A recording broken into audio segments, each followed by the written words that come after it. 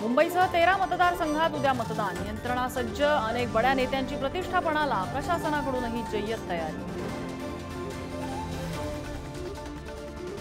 मुख्यमंत्री एकनाथ शिंदेंची मुंब्र्यातल्या शिवसेनेच्या शाखेला भेट, मतदानाच्या पार्श्वभूमीवर भेट दिल्यानं चर्चांना उधाण, तर मुंब्र्याच्या विकासासाठी कटिबद्ध शिंदेंची ग्वाही।